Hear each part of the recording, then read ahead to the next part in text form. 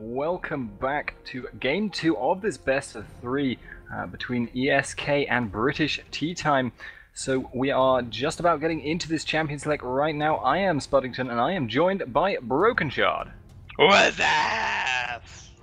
That was very 90s of you. Now, bans are actually coming through fairly quick and fast. Broken Shard, you are behind the... you are not in the lobby, so you're going to have to give me comments on the bans that come out at the time. We'll announce you. So we have got the Thresh, Elise, and Zed bans are the first 3 there. Sorry, say again? I heard Thresh. Thresh, Zed, and Elise. Okay, Thresh, Zed, and Elise are, again, comfort bans. These champions are well practiced and well known to being very, very strong, so it's not really a surprise that these champions are banned. Following that up, we've then got that Rumble ban coming out by British Tea Time. They don't want Koi getting a bunch of kills over Nitrix in that top lane once again. Even though the Rumble wasn't really a big deal in the team fights, he did land a couple of good equalizers in mid game, but they just don't want him to be that strong lane bully. And maybe force Koi into champions he's not very familiar with. Yeah, Rumble is certainly a really strong champion all around. Obviously that top lane bully, and then we have the Diana ban and the Twisted Fate ban coming out in pretty quick succession. Twisted Fate is a champion that, you know, is a little bit strange. NA are kind of a little bit behind on the party, but Korea and EU have been playing Twisted Fate for such a long time now. He's such a strong champion, not just because of the global presence, but once you get a bunch of AP and Lich Bane, your burst is phenomenal, and having a stun on a 2-second cooldown is just, in my opinion, it's just broken. It's pretty broken. Yeah, he certainly is an extremely powerful champion. Have seen a lot of him, and we did actually see him last game. I assume it was a first pick by British Tea Time, because he did certainly get through. And you saw how powerful he was with that split push, and also just in general as a duelist. But we have now got a Kha'Zix's first pick here by ESK. ESC. Okay. ESC, yeah. ESC is actually ESC IC Box, German organization. We saw that Kha'Zix do quite well for himself in that last game. He did get first blood, but he was able to just jump around and pick up kills, so you know, we might see D-Man on that Kha'Zix again. It could be Koi on Kha'Zix as well. It's completely possible as well. Yeah, he is a champion that can work either mid or in that top lane, and we have the Renekton Jarvan pickups immediately there from British Tea Time.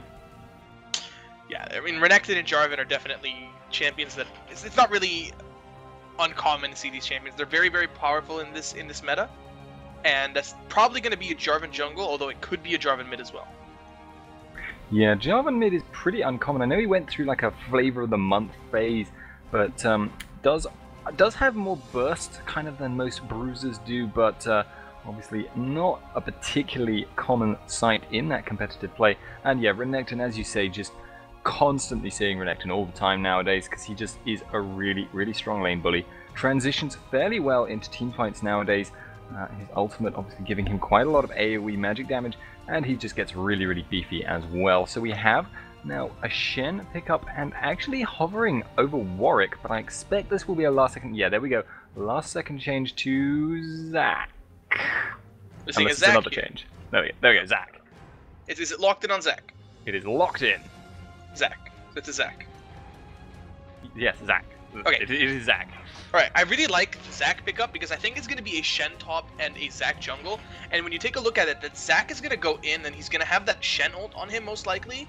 Or maybe just a flash taunt from him. And then Kha'Zix is going to be able to just jump around and pick up resets here and there.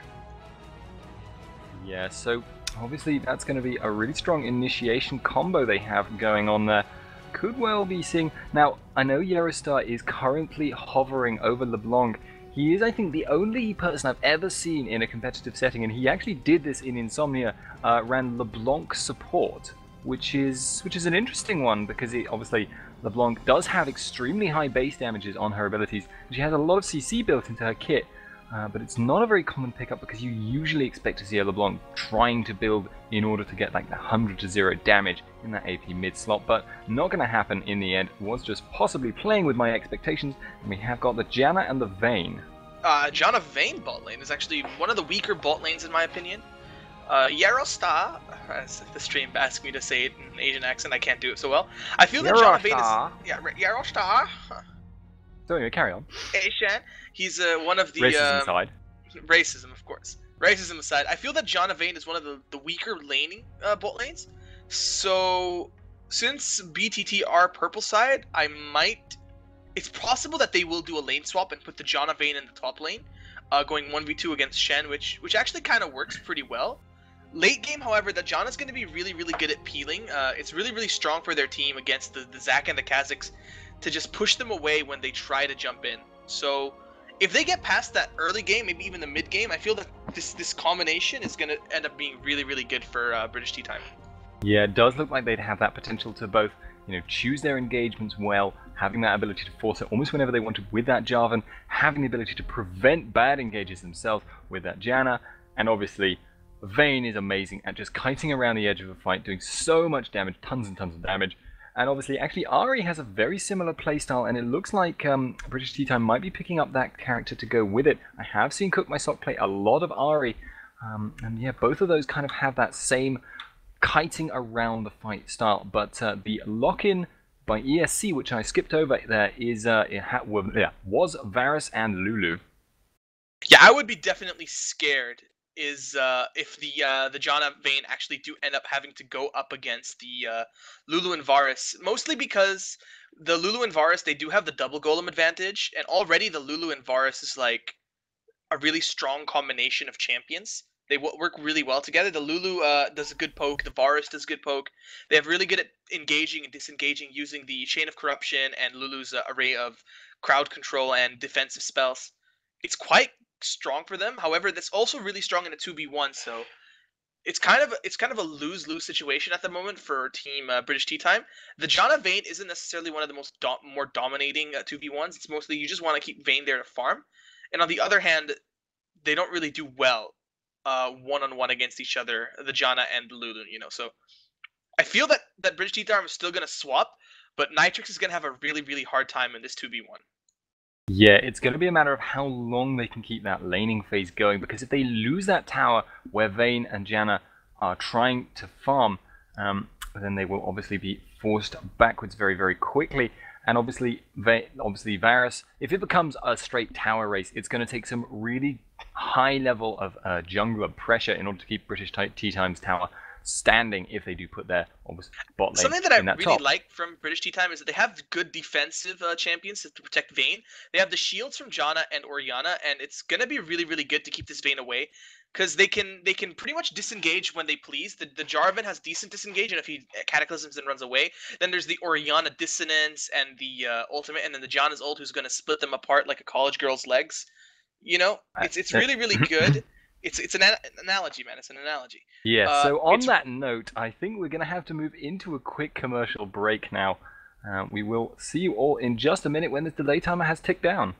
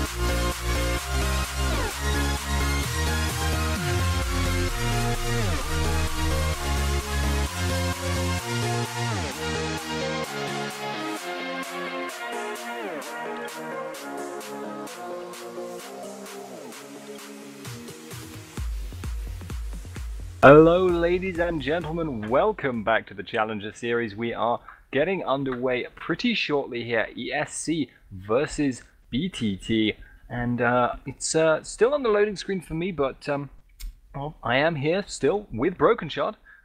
Shockingly, I know. Hello. It's a surprise to find that the same people are on after the break, because I am intransigent.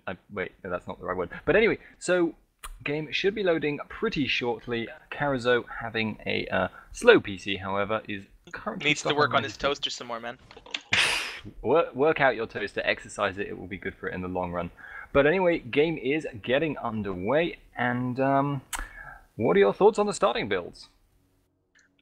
Builds, nothing seems really out of hand. Since they changed the whole pots and the red pot and consumable start, this cloth armor and 5 pots is probably the best thing to run on a champion like a Renekton against in a 2v1 lane. Though I would be a little bit more interested to see like him run the Shen build. The rejuvenation bead does give him a lot more regeneration and stuff like that.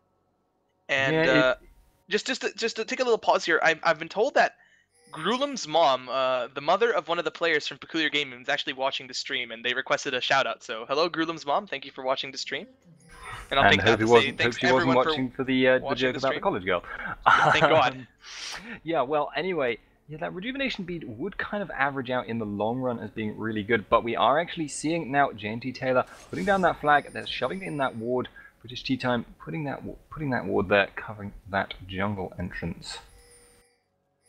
I really like that Vayne is running some lifesteal on her, Quince, because that Shen. One thing I really like about Shen in a 2v1 is that if you get too close to the tower, you can easily just get taunted and burst really quickly, because Key Strike does a lot of damage, especially when combined with the Vorpal Blade. There's a lot of burst that can come out on Shen, especially on squishy champions. The only reason you don't see him 100-0 champions because usually you see him against bruisers. But when you get a 4 HP, a 4 bar Janna taking the turret and then suddenly taking a turret hit and a bunch of Shen damage, she could go down pretty quickly. So British Tea Time probably want to freeze it and keep him away from the turret, but at the same time, looks like they're not. Looks like ESC have called the bluff and are switching them back. So this is actually really good for ESC, because the Varus Lulu lane is actually really strong laners compared to the Jace. Wow, Janna Vayne, the Jane lane. The Jane lane, the plain Jane lane. So yeah, but they are, however, in so doing, forfeiting that golem advantage, which will actually give Vayne and Janna a kind of brief period in which they're really strong. Although actually Varus and Lulu have picked up wolves, so not going to be forfeiting anything at all. Nope, not really. They pretty much just set themselves up better, in my opinion. The Varus Lulu are definitely going to come ahead in this lane, though. Vayne does have lifesteal, so she might be in a better position, and she's like, hold on, why aren't you Shen? She is actually level 2 at the moment as well, so she's got, as I said, that very brief window where she's actually trading well with that Varus, and there is a bit of a trade going on at bottom. Koi going down very low, getting ignited. He isn't going to go dying from it, but did go extremely low to that That's a lot of aggression pressure from right there. That's a lot of pressure coming out of Nitrix right there. He's definitely trying to assert his lane dominance early, because he's a very intimidating crocodile. I mean, it's a ninja versus a crocodile. I mean, you don't see many fights like that. I would be scared. It's like one of those things children used to say. And we actually possibly got Caruso looking for this mid gank. He is charging the elastic slingshot. He's jumped over the wall. We have got Kha'Zix going right on top of Cook My Sock as well. Ignite goes down and he's getting very low. Flash for the auto attack. And also that unstable matter takes out Orianna pretty quickly. That was a really strong gank from Caruso there. He's obviously played enough Zac to actually a bot, sorry, cut you off, Koi. They're getting bursted down very low but not actually taken out.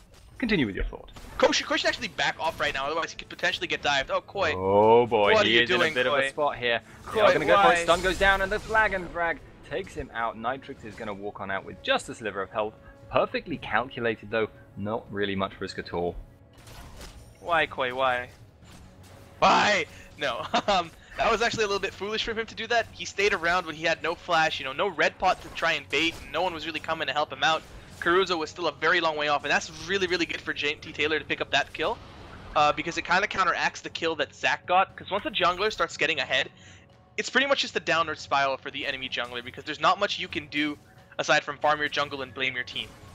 Yeah, it's very difficult for you to get back in, like, it's because if you try and, for instance, pull off, well, like, one of the key things that a jungler can do to really put themselves ahead is to perform a counter gank.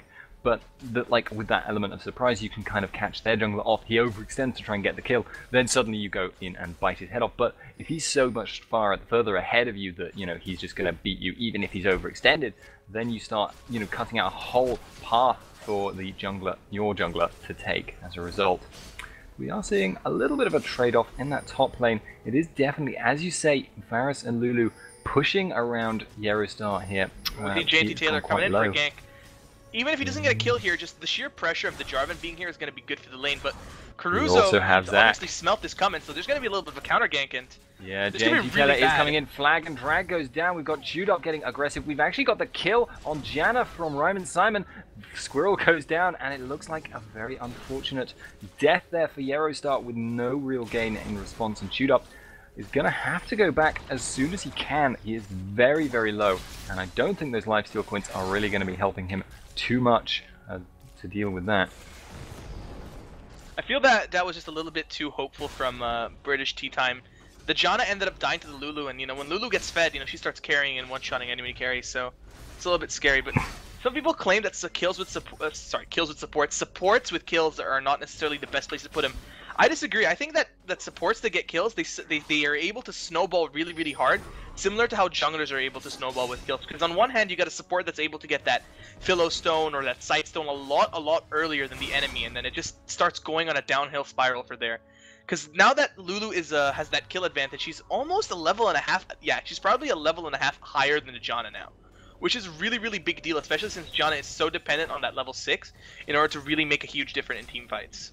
Yeah, and actually there, Chewdop getting his recall cancelled, and it looks like Brokey and Ryman Simon are just going to be sitting around. Yerostar taking a bit of poke here. Hellevarys goes down on top of it. Shield blocks most of the damage, but Ryman Simon is actually getting quite aggressive. Gets slammed into the wall there. Chewdop putting a lot of damage now. Piercing arrow goes out on Chewdop, and now Yerostar is going to have to run. JT Taylor coming in from the bottom though. Slow goes down on Brokey. He is getting quite damaged here, and the Silver Bolt's proc is not quite enough. JT Taylor, wasn't sure whether he wanted it. That was a great bait for the barrier. That was just simply a great bait for the barrier. They had no intention of going for the dive, but now actually JT Taylor could just flash EQ him and he's dead. I think that's what's going to happen. Looks like he might be going for it. Dead. He's going for this. They have got the Howling Gale down. Didn't even need to flash for it. Just straight up EQ. Yerostar secures the kill, meaning now he's even with Lulu. I actually feel that was not a bad idea to give it to Yerostar because he's going to be able to go back and pick up his Sight Stone now, which looks like what he's building first. Vayne was definitely not in range to get the kill. He would have had the flash, and I don't think AD carries really want to burn their summoners for a free kill. Yeah, what I really like to point out is the restraint from Taylor. That in almost any other person, that situation would be like YOLO and flash combo the Vayne. Whereas they were waiting, they were patient. They're like, all right, I'm gonna shoot my tornado. You don't have to flash flash combo. We're pretty much safe. The kill is ours. Let's see if we can save a summoner spell, and that's exactly what they did. So that's really, really good at British Tea Time, communicating their intentions there. Yeah, and Kha'Zix was there just moving up the river a little bit, looking maybe to go for a gank, but he's decided against it. He has now obviously got that spikes upgrade, his head level 7, and it's now actually the onus is very much on the Varus Lulu lane to come back against that Vayne Janna. They've actually done an extremely good job getting Vayne to that point where she's actually doing pretty well, and it looks like she's going to be heading bot. They're going to swap this lane up again. Renekton is recalling. Vayne Janna going down bot against that Shen. They will look to push that tower, and in fact, by doing this, they've kept their top tower in a position where actually, sorry, Cook My Sock going down really low. Cast is going down for that. Shield is going to keep Cook My Sock alive for just a little bit longer. She does get blown up in the end. D-Man rushing that. Yeah, he's rushing that Avarice Blade. We saw him go for Yomu's Ghost Blade. I actually think there's a little bit of synergy involved there with that ultimate, since you just moved like really quickly with it, but this is definitely not something I'm used to seeing. I just gotta point that out there to be completely honest with you. Yeah, it's a very uncommon choice, but it might make a certain amount of sense. Obviously, if he's not planning on getting too aggressive on Orianna, then having that Avarice Blade will allow him to just straight up put out more gold in the course of the lane. And obviously getting that Yomu's does give him more flat armor penetration than even a full black cleaver, and I think it's significantly cheaper too. Yeah, plus the gold pretend that you get from Avarice, as well as the fact that Kazakh can easily one-shot minion waves with his Yeah, we've got to be careful on bottom spike. here. We have got the Whimsy on Koi.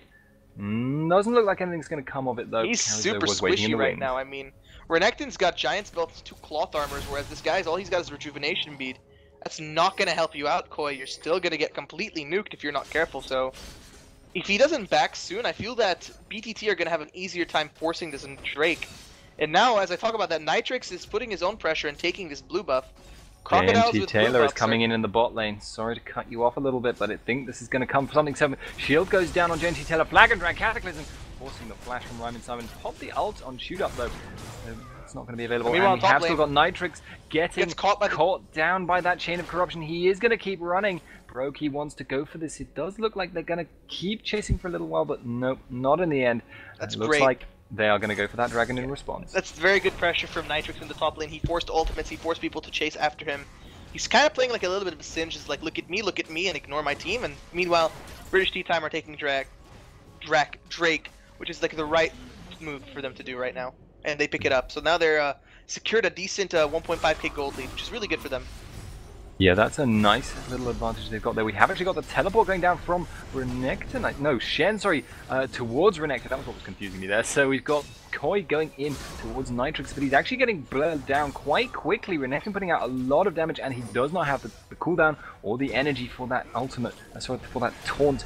And we have got Cook My Sock looking a little bit scared actually here, and rightly so. There are 4 men that they cannot see on the side of British Tea Time. They have got that 2-man push at bot, and obviously distracting for a little bit longer will be an advantage for them. But it kind of feels like he's running his own global taunt right there. This Renekton right here. He's pulling people up to the top lane. He's farming quite well. He's very tanky, and he's forcing cooldowns while his team just goes around on the other side of the map and picking up objectives and objectives and objectives.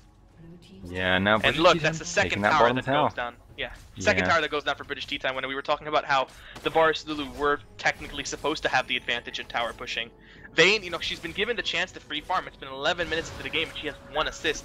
None of her summoners were even needed to be forced. So sooner or later, actually, she's 400 gold away from that Blade of the Ruined King. Though I'm not sure she's gonna want to rush it before it boots. She's getting to that point where Vayne is just gonna start wrecking people without many items and much effort. Yeah, she's actually just straight up picked up Berserker's Greaves and a dagger, so not looking for that immediate Blade of the Ruined King, as you say, much more interested in getting some mobility right now. And thinking about it, given how many towers they've taken, mobility is definitely going to start being a key factor in this game. A lot of people are waiting for us to mess up on Cook My Sock's name, man. Took my cock. No! What I did there was I was going to mess it up, but make it a clean way of messing it up. But then I actually messed up my mess up of a mess up. So, well done me there. We have to go deeper. JNT Taylor is actually going to be going in on this mid here. He has got the shield on him. He has got the ball following up. Let's Bounce goes down, and it looks like he's going to be going for this. He is going to be just jumping on out, though. Bouncing away. I feel that Taylor could have actually ulted them both. They were stuck together, followed by the Orianna ult. However, Kazakh's was coming. That Let's Bounce is a really important cooldown, and it took relatively no effort in order to force it. So that's really, really good of British Tea Time, and now they're going to be able to take this mid turret, or at least contest it and take it lower. Yeah, they're certainly doing a lot of damage to it very quickly. Orianna, a particularly good AP mid for forcing it, taking it down, having that range on that auto attack. And we have actually got Yerostar going quite low, did get caught out by Varus. Varus ultimate was not used, and it looks like Yerostar is going to be forced to back off as a result. Vayne is still free farming bot though, so that's actually quite dangerous. Yeah, Vayne free farming is definitely the most dangerous thing. It's even more dangerous than global warming. Yes, I agree maybe. So, yeah. Like, there are three things that scare me. Three things that really scare me when it comes to stuff. It's this, first of all, it's global warming. The others, you know, like Hitler coming back to life, and then the third is a very fed Vayne. Those are definitely an insight into the mind of Broken Shard. Meanwhile, we have got Koi going around the top of the mid lane.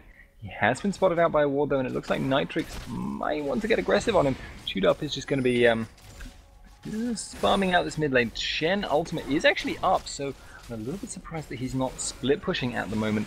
Maybe he just wants to make sure he's in the area. I like the pink ward placement. Oh, wow. Sorry, actually, we've got Kaostv going into the middle there. JNT Taylor going to be going in. Shockwave, Cataclysm is going down. D-Man getting very, very low, but it looks like Koi has managed to get onto the back line. Shoot Up is kiting him around, though, so there's no huge problem for him. He's going to chase that down. Going to be actually not able to finish off that kill, and the only one to die in that fight there was JNT Taylor on that Jarvan. The problem was that at this point, Vayne isn't really on that hyper carry status that we were talking about earlier, and they just didn't have the proper focus. I mean, a lot of them got really, really low, but the Kazakhs and the Zac were just able to bounce around and do what they pleased in the midst of that confusion. Yerostar is actually playing really, really good in that teamfight. He was sitting very deep, but not deep enough that he couldn't protect his Vayne. He did manage to shield her, which is a really important thing, so she gets that damage, but his ult was, I think, just a little bit too lackluster. He pushed the Shen a little bit more towards his team, rather than trying to push him away, which is a little bit of a problem. Yeah, and right now, he is obviously building towards that Blade of the Ruined King. I believe he needs 1,400 gold, and again, he's back up to where he was before he bought those Berserker's Greed. Taking his red buff, probably going to then take Golems, and that, I think, would put him roughly where he wants to be. For that gold, may get a couple more creeps in mid or something, but anyway, Shen resuming that push up the top lane. And, so, Kazakhs picked up his Ghostblade now. So, you know, this might be a little bit scary for them. That Ghostblade does give you a lot of really cool stuff. 15% crit chance, not necessarily the most important thing on Kazakhs, but the things that we should be looking more is the active that gives him move speed, the damage, and the cooldown reduction, which are all very good stats on Kazakhs. Yeah, still, British Tea Time there did manage to take out a mid tower, which is going to be useful for them. They have now got that extra little bit of damage onto Brokey, and they are just definitely pushing down these towers. Nitrix getting aggressive a little bit on Koi, more passive aggressive actually, to be honest. They're both just kind of trying to push out the wave and trying to keep themselves fairly sustained at the same time. Nitrix is a bit of a masochist. He's like, I like the pain, sitting in the middle of the minion wave tanking Koi. That Sunfire Cape though does kind of promote that kind of playstyle. He sits in the middle of the wave queuing, using his spells to try to push, which is really good versus Shen. And I really like that Nitrix is now moving down, because most people would say, oh no, Shen is pushing top, so I might as well stay. But he knows that Shen just has to stand united if he wants to join the team fight. He's better off being with his team and trying to force this Drake. And another thing that I was talking about earlier is I really like the amount of pink wards that are coming out. He is actually going in here. We've got the flag and drag. Ryan and Simon gets stunned out. We've actually got backline Karazo. He's not able to reach Vayne though. Kazakhs is going to try it though. Chewed Up is going very low. Barrier Pop is going to get blown up there. Koi gets that kill. Then Kazakhs picks up Yerostar, and it looks like JNT Taylor is going to have to be running away. Cataclysm gets the damage down onto D-Man, and he's going to die from that. So we now have Cook My Sock looking to try and stay alive against his Varus, who flashes over the wall. Manages to juke the piercing arrow though, so it's going to be just about alive, and it looks like he gets that kill with the ball while JNT Taylor chases down this Lulu. He is going to get that kill. Wow, just huge props on JNT Taylor landing that beautiful Cataclysm that took out the Kazakhs at the last possible second. But what I really want to give credit to is this Orianna. She did so much AoE damage in that particular area, and then we saw that the Lulu, the Varus, and I think it was the Zac or the Shen, kind of running with each other at the same place. So all it took was a dissonance to slow them all. And then Cook My Sock moving like the moves like Jagger, juking out the Varus with his own flash, getting another free kill for Renekton, who's 2-0-2 with 130 CS. He's super tanky and super disruptive. Yeah, it's looking very, very scary now. British Tea Time honestly have a very good scaling team. and also are ahead at this point. They have got those objectives under control at the moment. Don't think there are any buffs that will be popping up too soon, but we're starting to get to a point, probably not yet, but we're starting to get to a point where Baron threat will become an aspect of this game. Obviously, Vayne does clear it quite quickly, and they do have multiple sources of shields, meaning you can take it much more reliably, much earlier. But we actually have Kaostv going under the tower in mid. JNT Taylor going quite low, but he's just going to re-engage. Flag and Drag goes down. Shockwave actually only gets coy, but he is going to be okay here. JNT Taylor going out. We have got Kaostv trying to bounce out, and he is going to succeed with that for now. But shoot up is Vayne, is going to chase that down, and I think he's going to get it. So Mac in mid, we've got JNT Taylor going low again, but the shield just keeping him alive. Not actually quite enough. We have actually got shoot up finishing out this Zac kill, and he's going to have to kill the blobbers. Might not actually be able to do them fast enough, though. Doesn't have the auto attack resets. He is going to get up, but I think he's not going to get out. Yeah, there we go. Dead Zac after all. Yeah, that was really good for them. Oof. But one thing I want to point out is in that team fight, no one was really low enough for D-Man to come and say, okay, I'm going to completely destroy you with my huge burst damage. Unlike the last team fight where he was able to just run into the backline and completely obliterate that Vayne. And like, I really like the pink wards out of British Tea Time. This is the 4th time I've been trying to say that, but it always gets interrupted by a team fight. The pink wards that are coming out of Yarostar, if you take a look at his items, he's running 2 gold items. So that's going to be a huge impact on the fact that he got that early kill. I guess, you know, all the towers and dragons are also funding this this type of build. So it's really good once that support starts getting that global gold. He's really able to start picking up those pinks, the oracles possibly and stuff. It's really good that comes out of there. However, Yarostar is very squishy. He has to be careful that he doesn't get caught up position and dies before a major team fight, because, you know, generally it's not a good thing to focus on support, but when you're a support as pivotal as Janna is in team fights, it'd be pretty bad if he's the first one to die. Yeah, certainly. Janna is probably the best late game support, I'd say. If you were just to say, I'm going to play one support and we're going to ignore laning phase, and this is the support you're going to have to play for the rest of your life, Janna might well be your pick, if not maybe Lulu. But we have actually got Koi now. Going to be, again, going for this kind of, as I mentioned before, passive-aggressive combat where they just shove out the lane in each other's face. But Renekton is obviously the faster pusher. Late game supports, I think Soraka and Zyra are also really good. Soraka because of that heal power, and if you get tanky enough to start spamming Q, you do a lot of magic bend, and then Zyra because you start building AP and becoming a second AP carry. Though when it comes to, you know, defense and disruption, yeah, Janna's definitely the queen of that.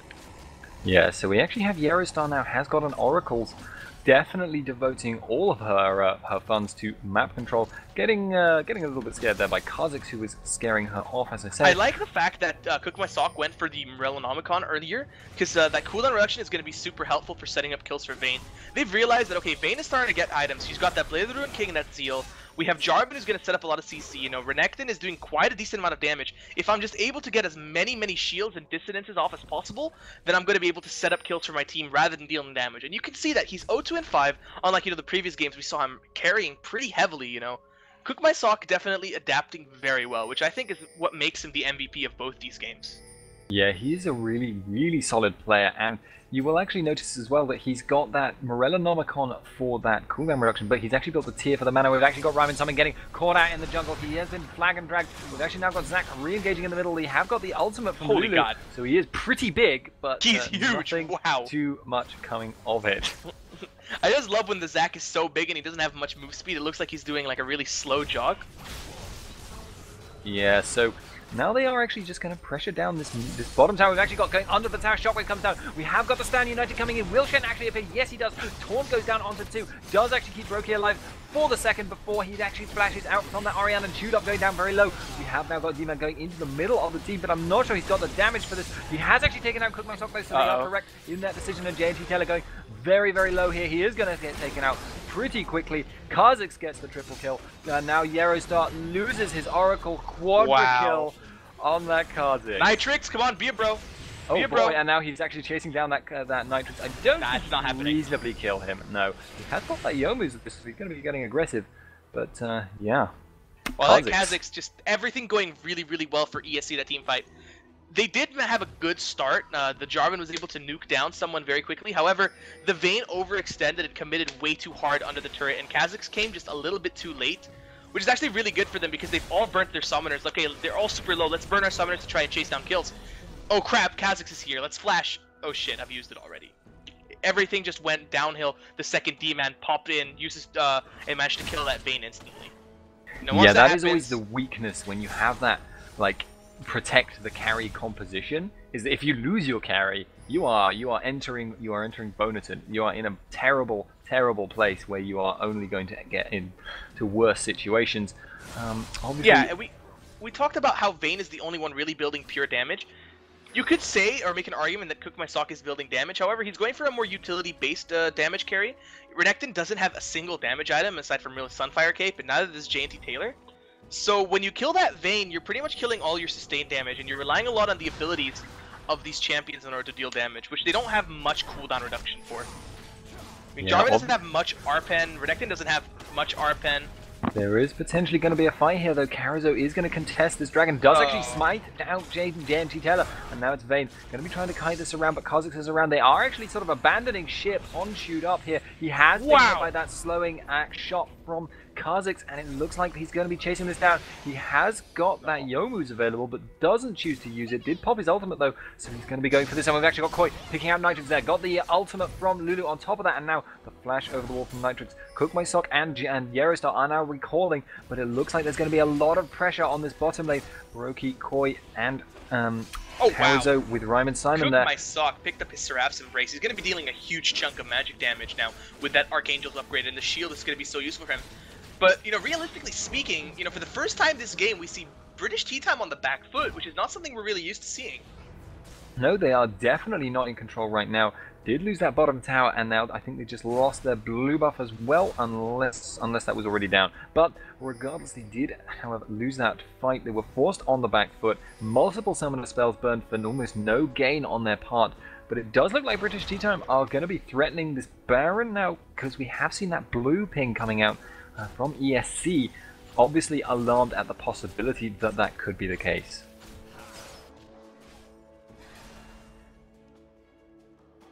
I'm really curious to see what's going to come out of this Orianna build. If she's going to go for an Hourglass now or a Death Cap, I think that Cookmysock should start, you know, deviating away from this support role and going for a pure AP burst, because the squishy champions on Team ESC, you know, the Kha'Zix, the Varus, the Lulu, they're going to be super easy to nuke down, especially since a lot of them are going to be focused on building armor, which you can see from the items. There's a Ninja Tabi on the Kha'Zix's only defensive item, armor items coming out of Shen, so they're comping themselves and protecting themselves mostly against the Vayne. So if they start... Yeah, sorry, we actually have JNT Taylor getting aggressive here. Karazo does just do like elastic slingshot out.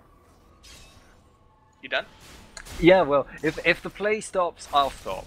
You can carry on your point as soon as there's nothing actually going on. I'm just gonna wait for the next play. I'm not gonna talk anymore. It's like the first time. That's upsetting. How will I cope without your dulcet tones? I'm just joking.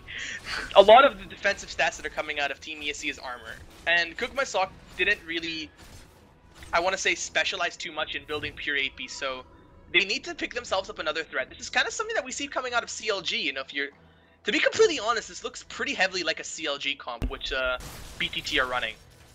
However, you know, the Vayne isn't double lift. He's not the king of Vayne mechanics, and he's not the king of keeping himself alive against Shen, Kha'Zix, Varus, who all want you dead. Especially since it's so hard to peel a Zac. It's virtually impossible to peel a Zac. Yeah, obviously, Let's Bounce giving him, what is it, 75% tenacity? It's something pretty stupidly high. Makes it hard actually to CC him. Although I think he is still knock-upable, although I'm not actually 100% sure on that. Knock-upable is a word, by the way. Yeah, knock-upable. Have you never encountered knock-upping? Did you know gullible isn't a word in the dictionary? So I've been told. I was also told once to go to the Gullible house. So, yeah, because someone wanted to see me there. Is that a British thing? You know, the Gullible house? It was something I was, as a very small child, and I didn't know what gullible meant. Some cruel older child told me that the headmaster wanted to see me in the Gullible house, and Yaro started getting face-checking that rush. Wow. What on earth? He just got deleted. And that actually puts British Tea Time in a very awkward spot indeed. They are now going to be having to deal with this Baron push. They do, however, have most of their damage. They just lost a lot of their defense. They lost a lot of their peeling capability for that Vayne. She has gone for a very defensive build, though. We actually got the Chain of Corruption coming down. Cook My Sock is going to be caught out. He has flash, though, so we have got flash going for it. Varus going after him, though. Flashed over the wall. Piercing arrow goes down. Archangel's going to be keeping him alive with that shield, and the shield from his own kit is going to also help to keep him alive. And we actually got him turning it around on Brokey, who forcing the barrier. Meanwhile, in mid, we have got Chewed Up and the rest of them actually at the tower. Good not disengage. Quite low enough. Good disengage from BTT. They didn't lose anyone aside from that Janna, who got nuked, pretty hard. That was very, very convincing. And we were talking about how squishy she was at the moment, so they didn't have that disengage, yet they were still able to disengage properly. They are actually engaging again, though. We have got Chewed Up going aggressive. We have got him dodging out of the way of that Kaostv, but he's not able to do quite enough damage, and he's actually going to go to try and duel Brokey off to the side. So Vayne obviously chasing down that low health Varus. He is going to get that kill. And now it looks like Nitrix is getting aggressive. He has got the ball on him, so he is going to be able to get that distance. Slow comes down from Janna. Flash, flag, and drag. Actually got them going for this. Koi is low. Ryman Simon is just very, very slow, and it looks like he is going to die very, very quickly indeed. They were grouped up for just a second. However, Taylor did not have mana at that time for his Cataclysm. Otherwise, that would have been definitely 2 kills. Great re-engage from British Tea Time. And I have to say, poor positioning from Brokey. He was all the way off to the side. And when we were talking about, like, these, if you take a quick look at these 2 entrances while they're doing Nash next to the tower, Brokey was coming in from the red entrance, but however, Zach was pushed to join Kha'Zix on the blue entrance, I guess, the blue side entrance. So Brokey was left all alone, and oh god, we might see We've actually got the Stand United coming in. He is going to look to try and smite steal this. They do manage to get it this time, though. JNT Taylor smiting it out, but they are very, very low. Cook My Sock is going to get down to very low health, but does actually manage to keep himself alive with just his shields. Does actually take out Koi off to the side, and now Vayne was chasing after Kha'Zix, but seems to have thought better of it. Kaostv going very low towards that Baron pit, and JNT Taylor going to pick that up. He has got his passive up, but his passive is going to be completely worthless to him, and then he is going to die. Yeah, that was a really good smite secure from JNT Taylor. This time it did not get stolen away. Otherwise, many lulls would have been had. Terrible, terrible indeed. But it is, in fairness, he was, in fairness, level 14 to level 13 on Kaostv. So it's not too surprising. It is it does actually scale the damage on your smite with your levels. And now they have the shields potentially to look to tank this tower out, but Brokey is still quite a lot of damage to that. And D-Man off to the side. Flag and Drag actually get on him. We've got that follow-up from Orianna, but not quite enough. Shockwave was not available. So high right now. Yeah, they However, are. I feel that the poke coming in from Team ESC is quite strong, as well as the pick off, because if they get picked off by the Chen Taunt or the Varus ult, then the Kha'Zix is going to be able to go to town on them. Yeah, and it looks like British Tea Time actually pinging out that... No, actually, sorry, that's ESC pinging out that dragon. They're just going to take that. British Tea Time would be too upset that they weren't able to get that dragon, considering they just got that Baron. They still have that buff. Now is their time to make plays. They obviously are very far ahead as a result of that. We have now got, I think, quite a crucial item on Chewed Up, Guardian Angel pickup.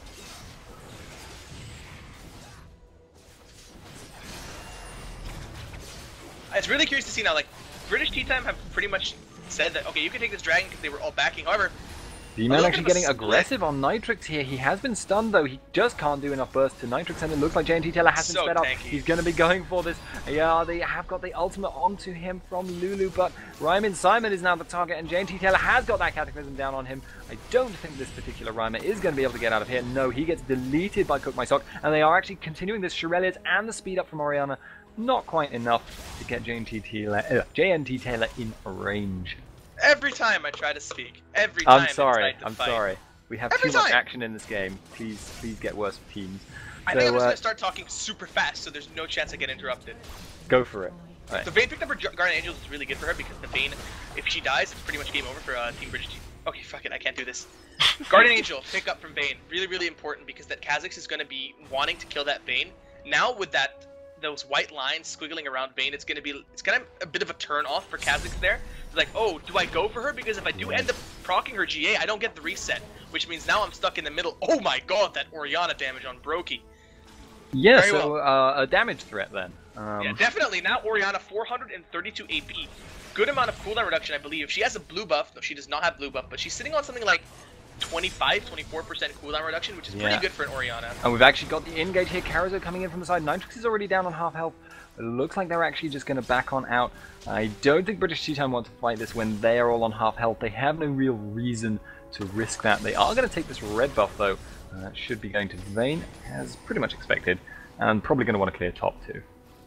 Yeah, pretty much British Tea Time said, okay, we don't really need to pick up damage, we just need to survive Kazakh's one-shot burst, because once we survive that, we're pretty much in the best position possible. Now Vayne, you know, she's not as scared as to do whatever she wants.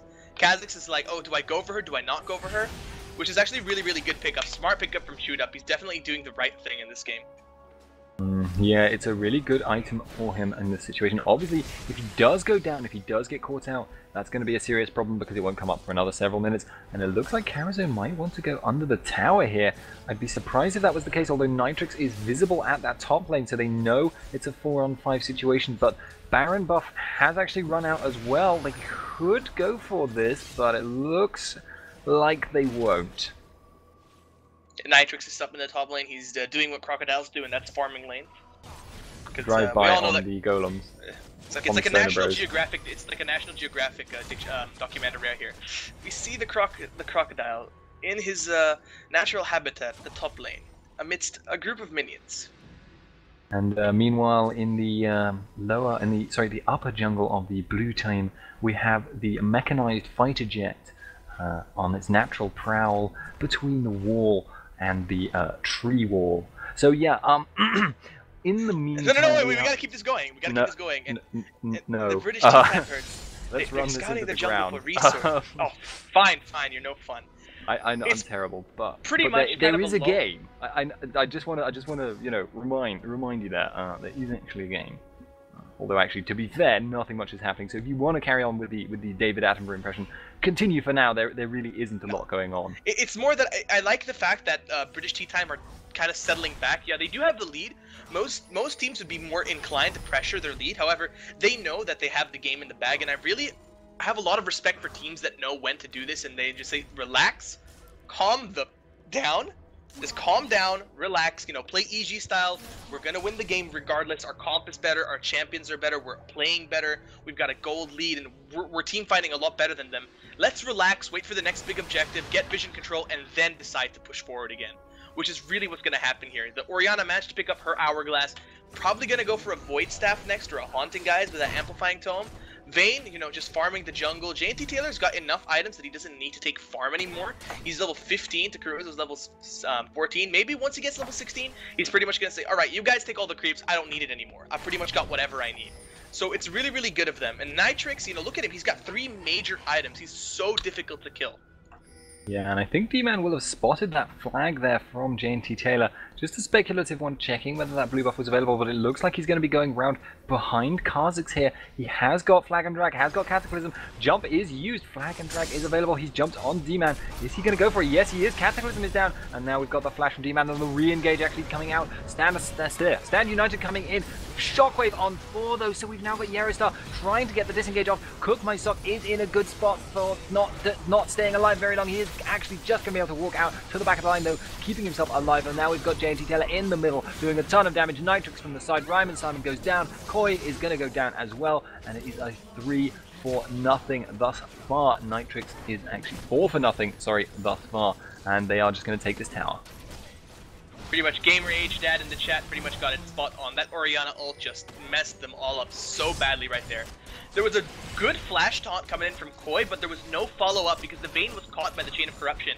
Not many people really want to go on a Vayne that's full HP with a barrier and a shield on her with a Guardian Angel. So there was a little bit of miscommunication coming out of ESC, and at the end, oh wow, Kazakh's actually managed to pick up 2 with his W. Just one shot. He is actually going to be running away with his Yomus, but he might actually be able to pop that GA on Vayne, and I kind of wonder whether that would actually be a worthwhile trade for his life, because it's so crucial to British Tea Time's fight, but he's actually not going to do it.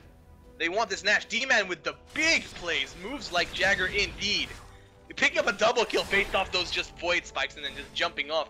More kills on the Kazakhs, you know, they're always a good thing, and they might really need this. His tier is stacked up.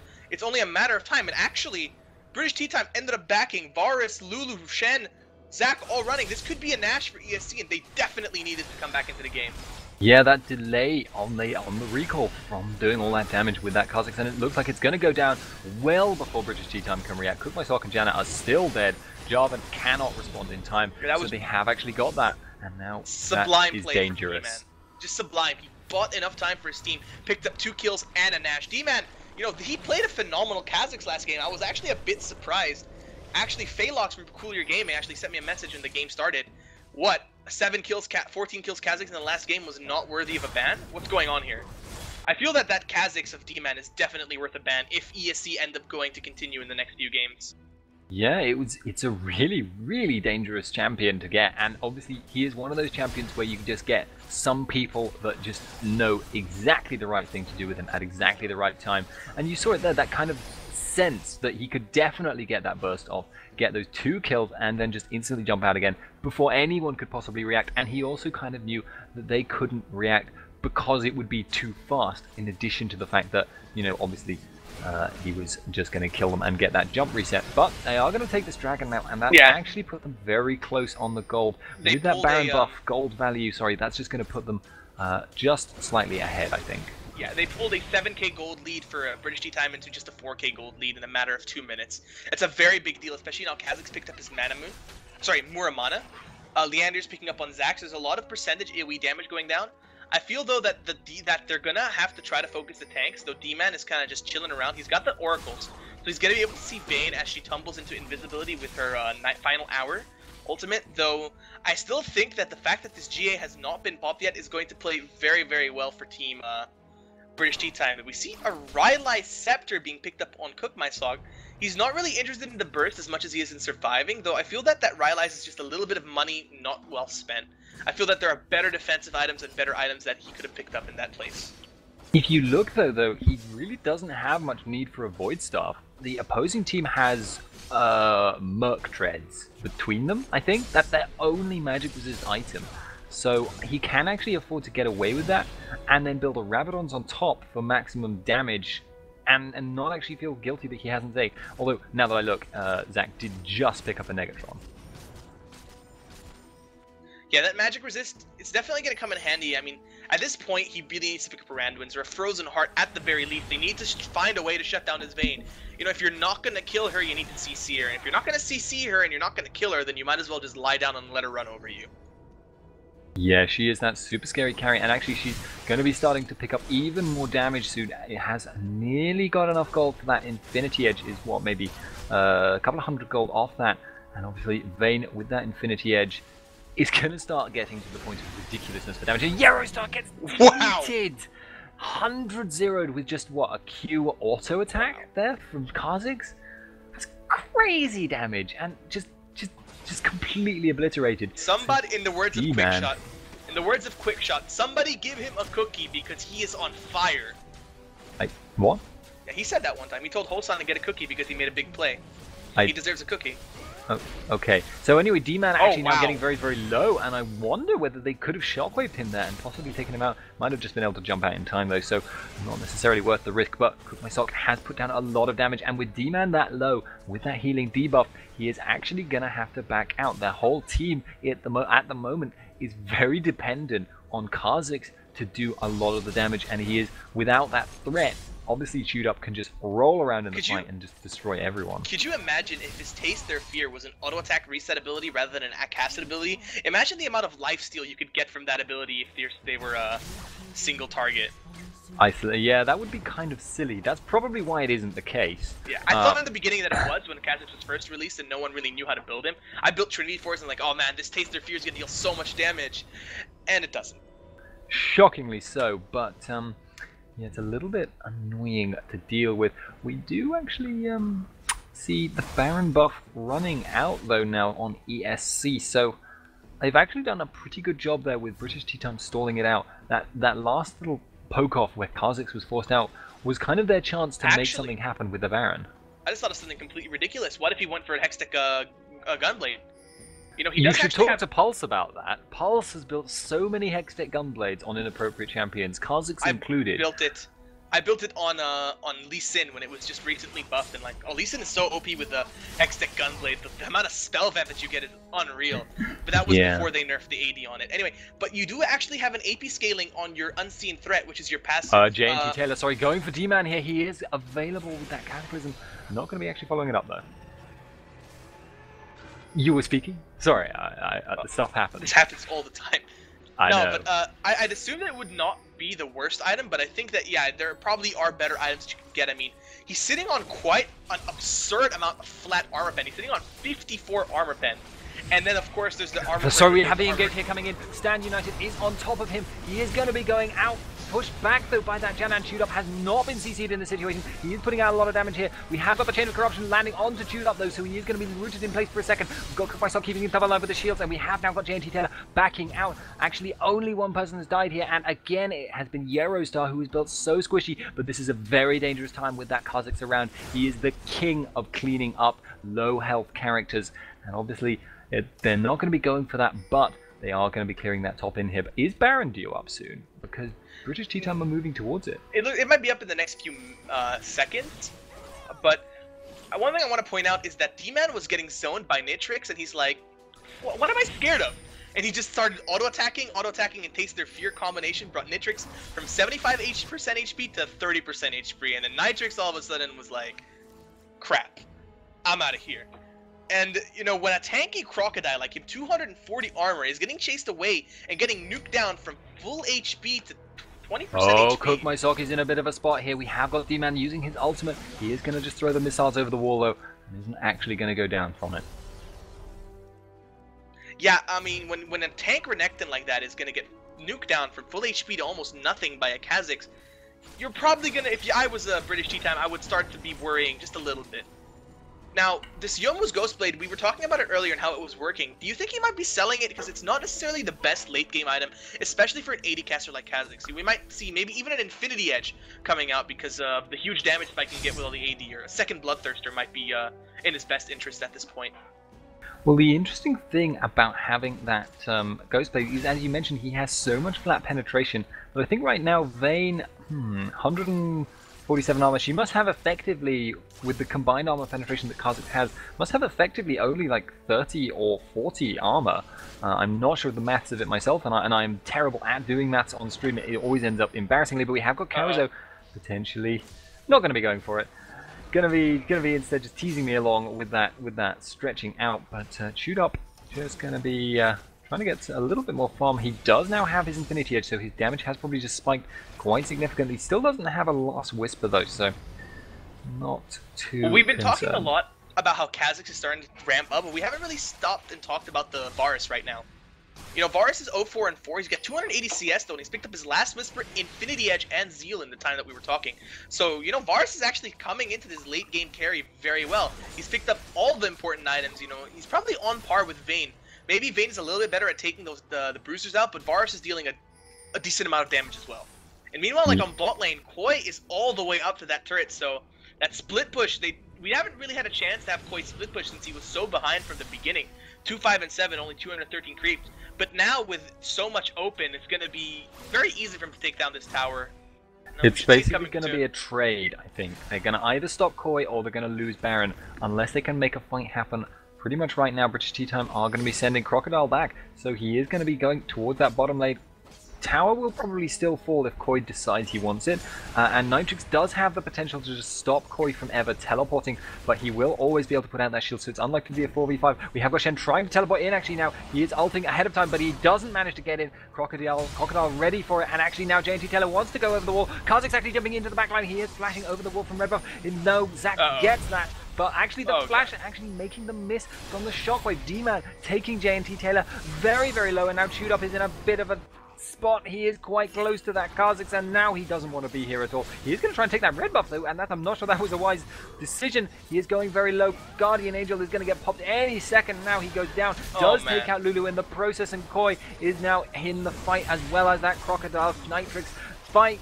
Continuing onwards, now Nitrix takes out Varus, but then goes down, and it looks like a bad situation now for British Tea Time. They've lost another Baron, and they've lost another member, and that was the power of that Shen split push. Yeah, I mean, that Shen split push did end up getting interrupted. However, it went perfectly for them. The Jarvan ulted over, sorry, comboed over the wall to try and steal Nash. Wasn't able to steal it, already died. Okay, Orianna thought that he was going to be stuck in there, so she started channeling her ult, and then Jarvan flashed over the wall. Oh, sorry, we've got D-Man going really aggressive there. The taunt just missing Cook My Sock though, so looks like they're going to be okay for now. They're going to be trying to poke this away. They're looking for it. They've got that ball in amongst them, doing a bit of damage. Now they're, well, there's only one exposed inhib, but that lower inhib tower is also very low for British Tea Time. But the same could be said, to be fair, of ESC. Their top inhib and their middle inhib bear a very striking resemblance to the top and bottom of British Tea Time. Yeah, they do have an open-faced inhib and a very low tower, so now that Kha'Zix is at this point where he's so fed that he doesn't even need to buy new items anymore. Varus, we saw him chunk them down very quickly. He was just auto-attacking Renekton and taking him down quite convincingly, so the Varus is starting to become this threat. It's starting to become the story of the carries of ESC, and really all their champions at this point are a threat. The Shen is so tanky, considerably tankier than the Renekton. He does have a Warmog Sunfire Randuin. He's sitting on comfortably 4,500 HP, whereas Nitrix is just on 3,500. Oh god, that's Zac. So wow, I didn't actually see what happened there, but that was an alarming amount of burst for a man with only 2 damage items.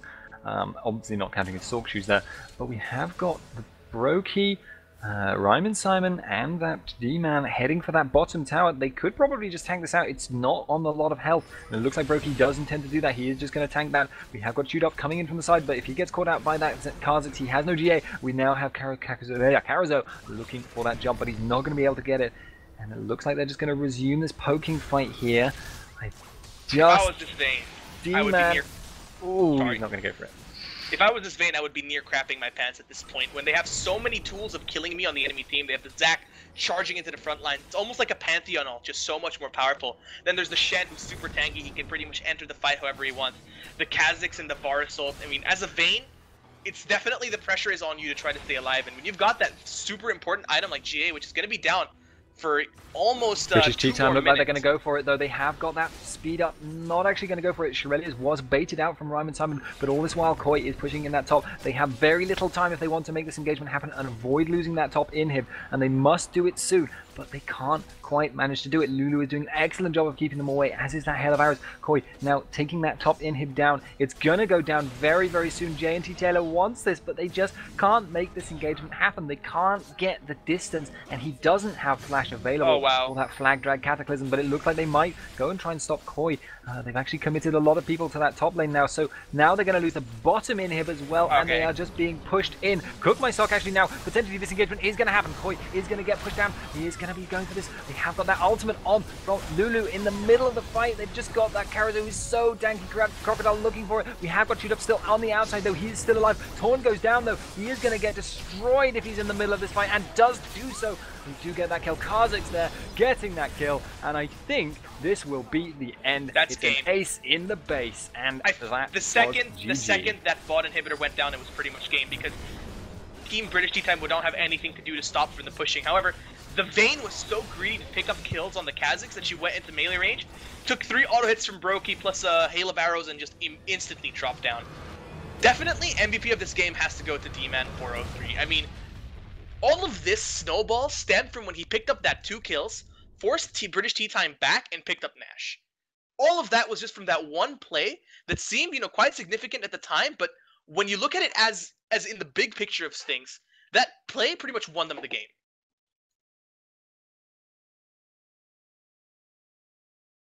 Spuddy?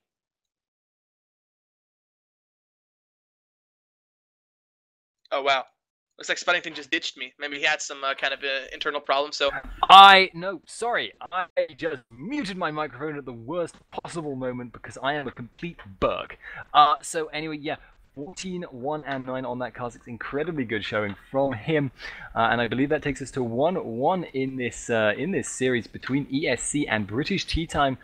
And I will be expecting some kind of caster rotation. Can't remember who's coming up next. We'll be moving into a commercial break while we get the next game set up. Yeah, I mean, that game was so much closer than the last games that we were used to. It's really, really nice to see that it's not going to be a 2-0 like we saw yesterday and the game before. 1-1, ESC British Tea Time. Definitely one of the best games I've seen in a while. Both games seemed very, very intense. So we're just going to go on a short break and bring in the third game. I'm not sure about the caster rotation, but I don't believe I'm casting the next game. So Spuddington, always a pleasure to cast with you. It's been a pleasure to go with you two. So well done indeed. And yes, ad break while I'm still capable of speech. So stick around. We will be right back.